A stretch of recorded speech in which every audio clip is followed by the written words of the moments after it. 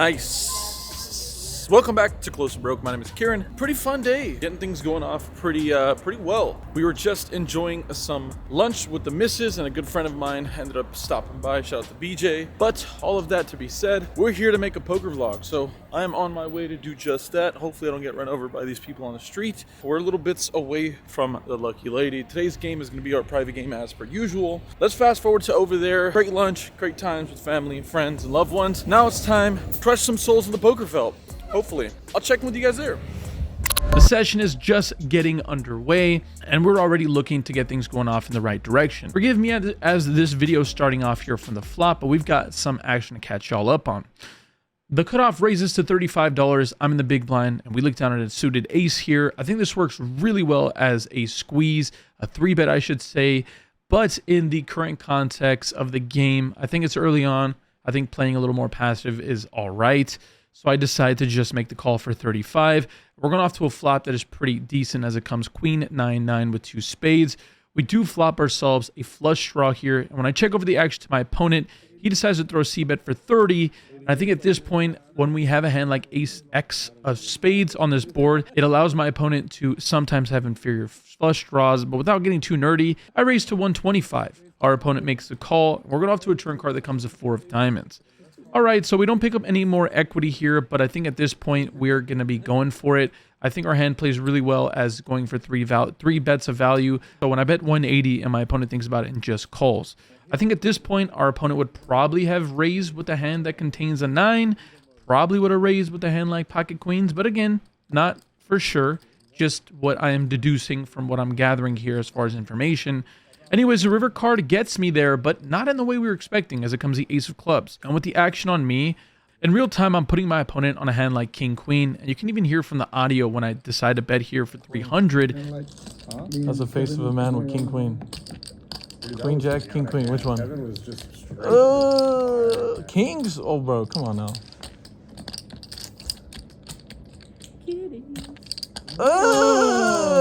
Shit is the same thing. I doubt my opponent's just calling off with ace high like ace king. So with all that being said, I don't think this ace improves many of my opponent's holdings outside of specifically ace queen. After a bit of thinking, my opponent decides to fold. Pretty thin value bet, I can definitely admit, but I don't mind it. I like getting a little tricky and doing things a little odd, and this is not going to be an exception. Moving along here, we have another fun hand where early position decides to raise it up to $50. There is a straddle on here, so that's a pretty small raise. The small blind and the big blind make the call here. I'm in the straddle, and I decide to make the call as well with 4 deuce of hearts.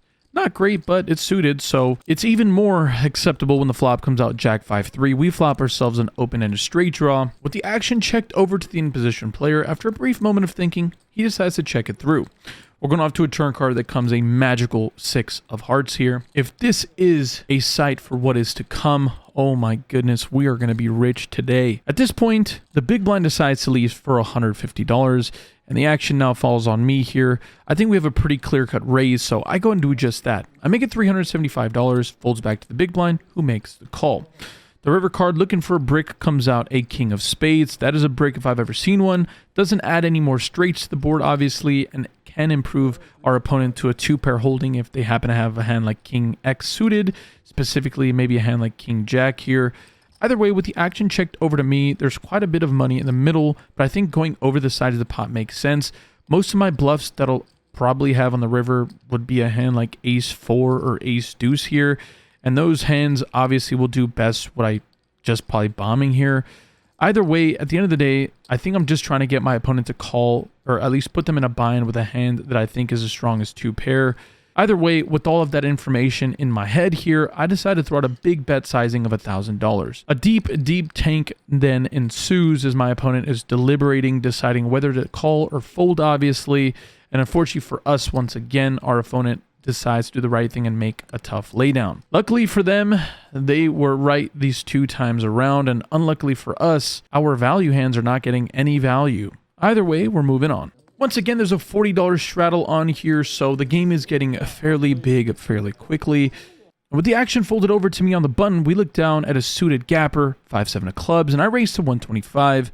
The $20 straddler decides to 3-bet to 320. With the action back to me, I think we have a pretty clear fold, But a game like this, you got to give some action, and I am in position, and we're playing really deep.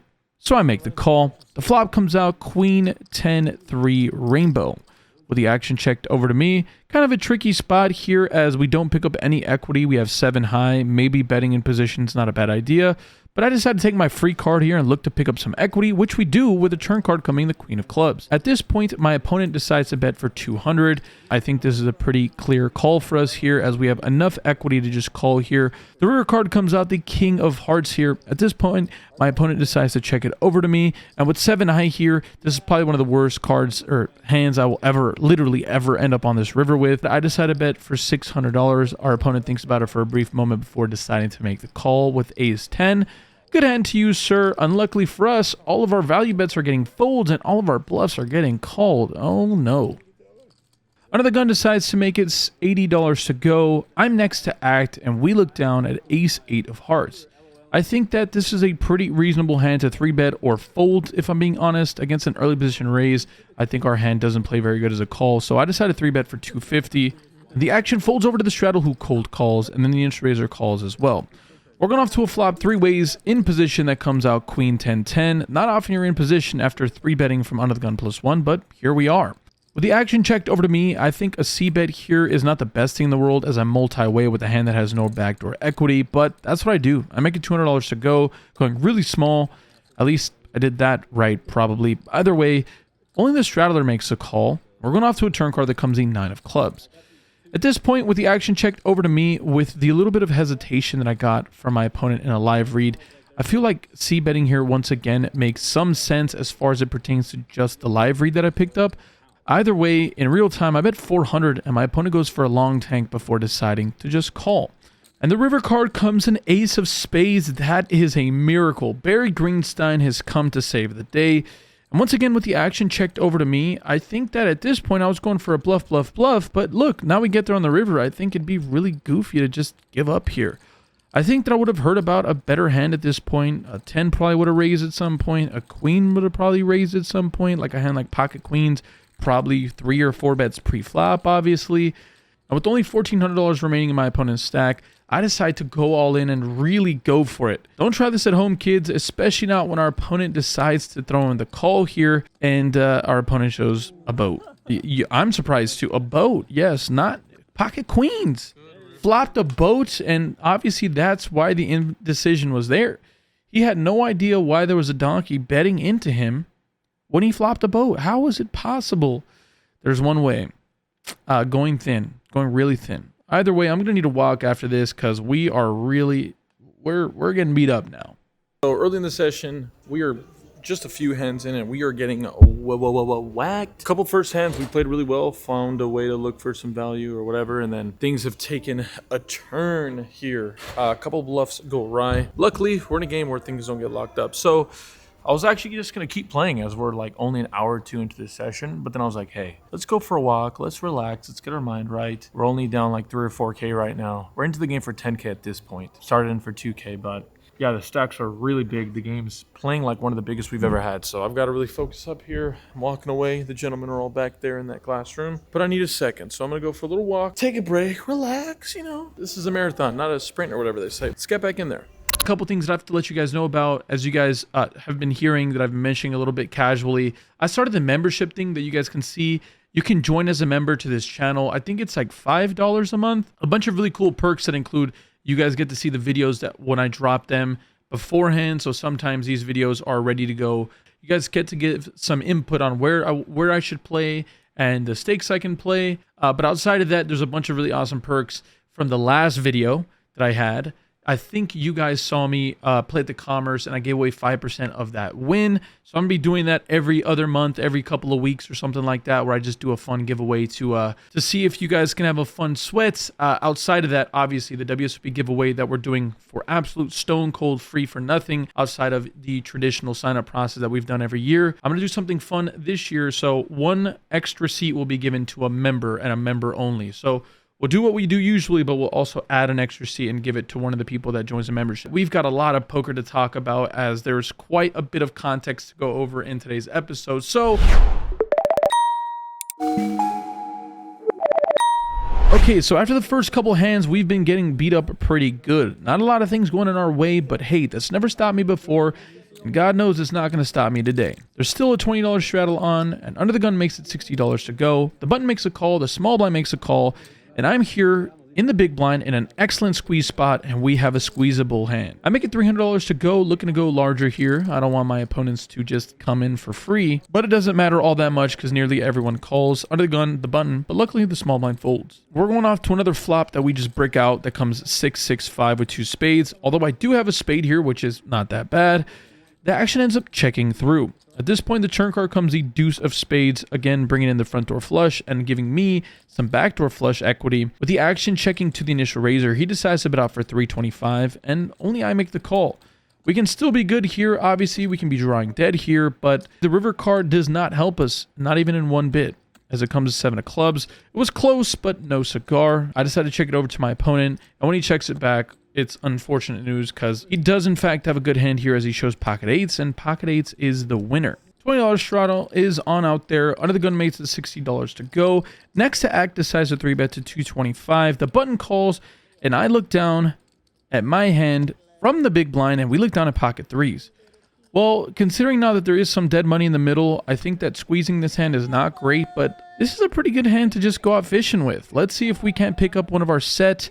The set mine is real. I decide to call here from the big blind. The under the gun player decides to call as well. We're going 4 ways off with almost $1,000 in the middle to a flop that is perfect. Jack 6-3 rainbow. We flop a set and it was in the window. Oh my goodness. With the action checking through to the initial raiser, he decides to check as well, which is a little sucky. But when the turn card comes out as 7 of clubs here, introducing the obvious straight that's now available, I doubt that anyone in this hand probably has that straight. 5-4 in some realm is possible, but again, considering this was a 3-bet pot, it's a little unlikely. I decided to throw out a bet here, a meaty one at that, for about 600. Only the under the gun original raiser decides to call. Everyone else folds. We're going off to a river card that comes out the 5 of hearts. Now a little not fun as it puts 4 to a straight out there, but this is a spot where I think that understanding ranges and specifically understanding how they interact to my opponent's range really helps me. I think that at this point, some people might just check here or just be like, oh, you know, this is a bad river, we should just check. But there's just an obvious opportunity for us to go for max value. With about $1,300 or $1,400 in my opponent's stack right now, I think I can go for it. I don't want to start talking about what my bluffs could be as I just am not good enough to know that, but I do know this for sure. My hand's probably good and my opponent can probably call with worse. It's really hard to see a hand that contains a 4 in my opponent's range here. I just doubt he's calling with 4th pair on the turn there for a near 60 or 70% size pot bet. What's more than likely is our opponent has a pretty decent holding, maybe a top pair or better. And with that being said, I decided to throw out the all-in for $1,300, and my opponent goes deep into the tank. Hoping we can get a call to finally turn our session around, and after 2 or 3 minutes in the tank, our opponent decides to make the call. Oh my goodness, finally, something is going in our way. We show our hand, and in fact, it is good. We found a way to get max value, even on a really crummy run out. That feels solid, looking to finally bounce back in this session after being down thousands and thousands of dollars. Let's go. Just before we hop into the biggest hand of probably my life as far as craziness goes, I've got to let you guys know, if you guys haven't already, make sure to click the like button down below, subscribe if you're new, as we're posting content nearly every single day of the week with shorts or poker vlogs, new ones at that. So let's get ready to get into this next hand. There is a little bit of catching up in this following hand, I should say, as my phone had died, but this time we bring a portable charger. So we got enough juice to get it recording, but it won't happen until the flop comes out. So bear with me as I break down the pre-flop action. There's a $40 straddle on, and the button decides to raise it up, or excuse me, limp it up for 40 bucks. Action's on me in the small blind, and we look down at pocket aces. What a great time to find this. We've been running not that excellent here except for the last set. We're looking to really bounce off that and capitalize. I make it $200 as an isolation raise, the straddler, as well as the button make the call. We're going out of position, 3 ways off to a flop that comes pretty reasonable as it comes queen 4 deuce.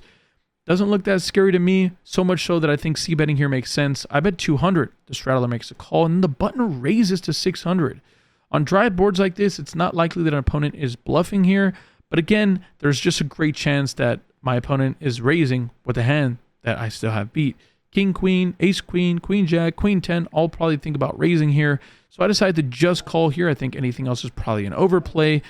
Anyways, the opponent from the straddler folds, and we're going heads up to a turn card that comes at deuce of diamonds, pairing the board. Obviously, with the action on me, I think we have nothing else to do here besides check it. Our opponent checks it back. We're going off to a river card looking for, I'm not really sure what, but let me tell you what. The ace of hearts, yeah, that's going to do. We now end up on the river here with top boat. I bet $2,000. With the action going over to my opponent, he does something that I just could not see in a million years. He goes all in for $3,500. We are, yeah, quads. Just quads. I get that's the worst river in the deck. That, hands down, I think is the sickest cooler I've been a part of, as far as me and one other person in the hand that I can think of on this poker vlog. I don't know. Has something like this ever happened to you guys? Not saying that I wouldn't have lost more money. I think that's goofy. I had aces, but on any other river, I think I just check call, and on that river, I don't know. But nonetheless, as just goes to show you how things have been going as of late in this game. Not a whole lot of great things going my way, but you got to just take it on the chin sometimes, and, you know, we'll be on the right side of a cooler very soon. I just feel it. I know it. To be totally honest, by this point, my energy has been absolutely destroyed. My heart, my little poker heart, has taken an absolute beating today. We're into this game for so much, it's not even funny. And in this next hand, the $20 straddle is on, and I'm under the gun with ace-king offsuit, looking to get some of that money back. We race to $60. The person next to act and +1 decides to 3-bet to 200, and the person next to act to him decides to 4-bet to 600 off about a $2,000 stack. Well, this is really, really crazy, as the action ends up folding back to me. We have ace-king. It can't be that bad. I go all in, 5-bet jamming, covering my opponent here that 4-bet, but again, there's still quite a bit of money to play for on the side if our opponent from the under the gun +1 position calls. He doesn't. He folds. Our opponent here, Mr. Recycler, from the +2 position makes a call. We're going off to a flop in a 4.5K pot. Alrighty, the first board comes out ace 5 7 3 queen. We show our hand, and our opponent shows ace 10 here, but we have a sweat as the second board comes out jack 9 8 with 2 clubs. Our opponent flops an open-ended straight draw here. The turn card comes the 4 of hearts. We just need to fade 6 outs or 8 outs, go into the river. Yeah, not today. Not today. The river comes out a 7 of diamonds. We just cannot find a break. And that one's gonna, that one sucked. That one was painful. But things did not go my way in today's session, that is for sure. But man.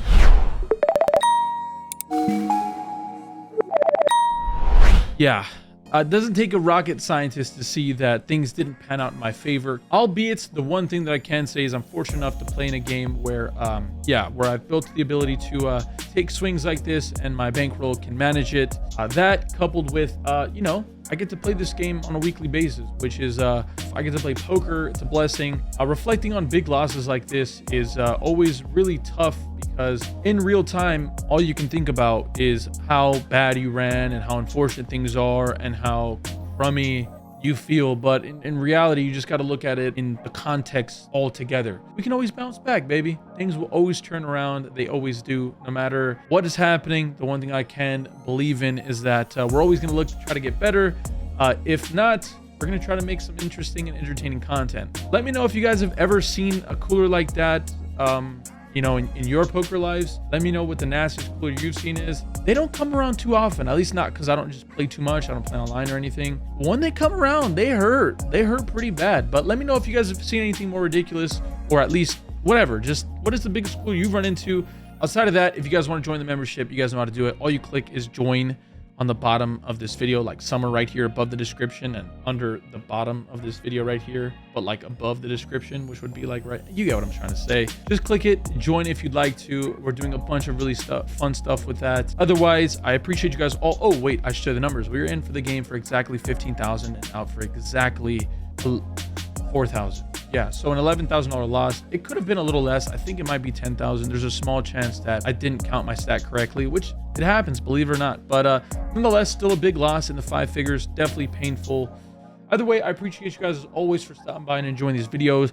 I'll see you guys in the next episode. We're going to continue to get the grind going. You can expect these videos at least twice a week. I might be switching up upload dates. I'll let you guys know as that happens. It'll either be Tuesday and Thursday as per usual, Tuesday and Friday if I'm feeling spicy. Appreciate you all. Many blessings and prayers to you all. Have a lovely day. Stay happy, stay healthy. More importantly, y'all, run good to the tables. Deuces.